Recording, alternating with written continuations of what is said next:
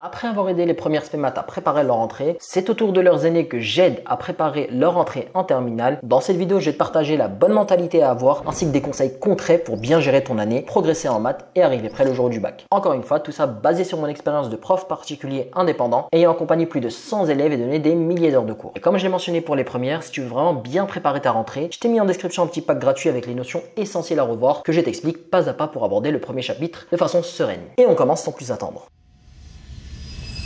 Première chose, avant même de penser à ta terminale, fais le bilan de ta première. Commence par évaluer ton année, voir les chapitres qui t'ont posé problème, les notions que tu as eu du mal à maîtriser. Parce que beaucoup arrivent en terminale avec des lacunes de première et ça les ralentit dans leur progression. Tu dois comprendre que la terminale, c'est vraiment pas une remise à zéro. C'est la suite directe de la première. C'est une première partie de quasiment tous les chapitres que vous avez vus en première, vous allez les revoir en terminale. Il y a eu un chapitre suite en première, il y aura un chapitre suite en terminale. Il y a eu un chapitre probabilité en première, il y aura un chapitre probabilité en terminale. Il y a eu un chapitre trigo en première, il y aura un chapitre trigo en terminale. Donc vraiment, la base de la terminale, c'est la première. Si cette base, elle est fragile, ton année de terminale, elle sera bancale. Je dis pas que tu vas pas réussir, mais je dis que ce sera compliqué et tu auras une progression qui sera ralentie. Donc honnêtement, focus-toi sur les chapitres de première qui sont importants. Ils sont les suites, études de fonctions dérivées, probabilité et tout ce qui est équation cartésienne. Essaye de revoir ces chapitres-là, de voir les lacunes que tu as accumulées sur ces chapitres une semaine avant la rentrée pour avoir des bases correctes avant d'arriver à la terminale.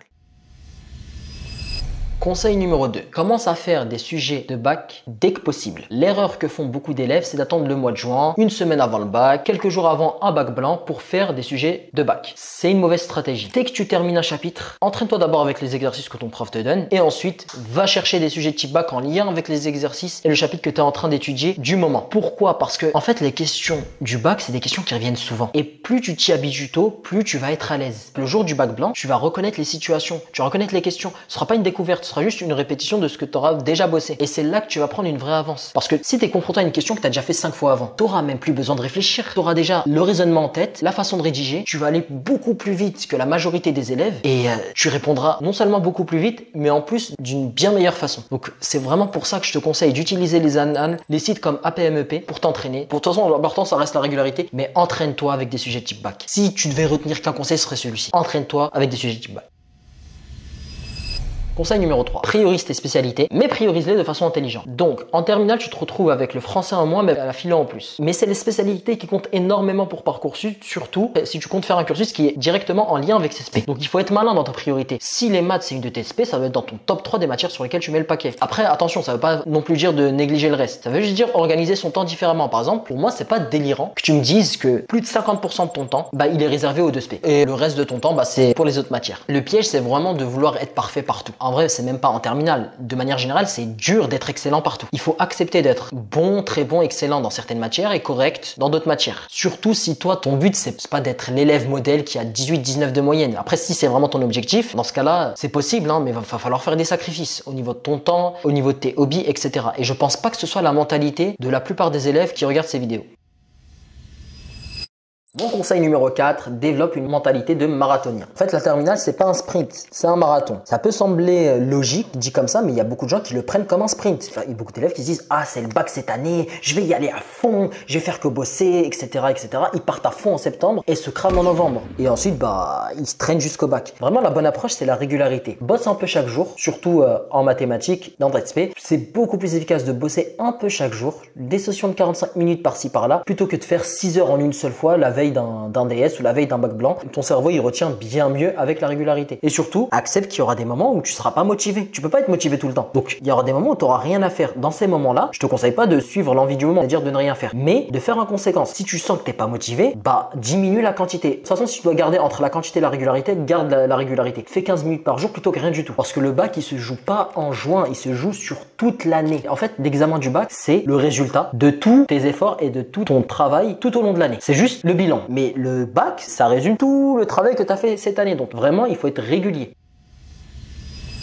Conseil numéro 5, ne te décourage pas même quand ça va mal. Alors ça, c'est un conseil que j'aurais aimé qu'on me donne puisque la terminale, c'est pas que c'est difficile, je trouve ça un peu plus difficile que la première, mais c'est normal dans le sens où, de toute façon, tu as un bac à la fin de l'année, on veut savoir si tu as atteint certaines connaissances, donc c'est normal de te challenger. Et faut surtout pas, l'erreur à faire, c'est surtout pas de se dire, ok, j'ai raté mon bac blanc de maths, vu que c'est comme le bac, je vais rater mon bac de maths. Ça, c'est complètement faux. J'ai eu plein d'élèves qui avaient en dessous de la moyenne, donc par exemple 8 sur 20 au bac blanc de maths et qui ont eu 14 au vrai bac de maths. maths. Donc c'est normal parce qu'il faut du temps. Il faut du temps pour t'imprégner des questions type bac. C'est pour ça que je t'ai conseillé un peu plus tôt dès que tu finis un chapitre et que tu maîtrises les exos de base, de faire des exos type bac pour t'imprégner de ce genre de questions. Et vu que c'est des questions qui reviennent souvent, bah ensuite tu n'auras même plus besoin de réfléchir pour certaines questions. C'est des questions qui vont revenir, tu les auras déjà fait 10 fois avant. Donc forcément là, tu vas plus réfléchir. C'est pour ça qu'il faut prendre le temps de s'imprégner des questions qui tombent au bac et c'est pour ça que c'est important de faire des sujets type bac. Et surtout quand ça va mal, pose-toi les bonnes questions. Est-ce que tu travailles régulièrement? Est-ce que tu refais constamment les mêmes erreurs? Est-ce que tu demandes de l'aide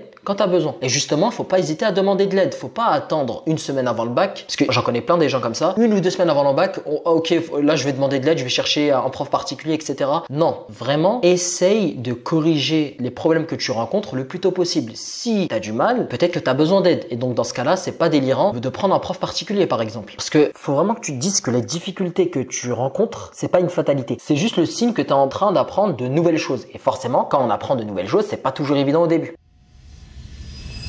Conseil numéro 6, maîtrise ton stress et tes émotions. La terminale, c'est pas juste un examen. C'est aussi gérer le stress, la pression et l'angoisse du bac. Parce que, bon, forcément, quand on passe un examen, il y a son lot de stress qui va avec, mais surtout que le bac, on l'a souvent connecté par oui, c'est important, c'est grâce à ça que tu vas faire des études, etc. Donc, faut vraiment, oui, c'est vrai, ça a une part d'importance, mais faut pas non plus exagérer. C'est un examen comme un autre. Et pour les gens qui sont facilement anxieux, ça peut complètement les plomber leurs résultats. Donc, quelques techniques simples, c'est de relativiser. Honnêtement, la meilleure technique que je peux te donner, c'est relativiser. Une mauvaise note, c'est pas la fin du monde. Le bac non plus, c'est pas la fin du monde si tu l'as pas. Bon, de toute façon, je sais que tous ceux qui vont regarder cette vidéo auront le bac, mais c'est juste pour imaginer le pire scénario. Dis-toi, mais c'est pas la fin du monde. Il y a pire dans la vie que d'avoir des mauvaises notes. Donc voilà, prépare-toi mentalement à te dire bon bah si j'ai des mauvaises notes, c'est pas grave. Je vais appliquer les bonnes méthodes et on verra ce que ça donne. Imagine le pire scénario, rends-toi compte que c'est pas grand-chose et du coup, normalement, ça diminuera ton stress. Voilà, maintenant tu as 6 conseils concrets pour bien te préparer ta terminale en spé maths. Donc, retiens bien ça, la terminale, c'est pas insurmontable, hein, mais c'est vrai que le programme de maths, il est assez exigeant. Le plus important, c'est pas d'être parfait dès septembre, hein, c'est vraiment d'être régulier, de corriger tes erreurs. D'ailleurs, si tu as déjà passé ton bac, bah, n'hésite pas à partager ton expérience en commentaire. Je pense que ça peut vraiment aider ceux qui font leur rentrée en terminale. Et je te le rappelle, si tu veux le pack gratuit pour bien préparer ton premier chapitre de terminale, bah, c'est le premier lien en description. Si cette vidéo t'a été utile, n'hésite pas à la liker, à partager à un pote qui passe en terminale et abonne-toi pour plus de conseils. Sur ce, bonne préparation et à très bientôt pour une nouvelle vidéo.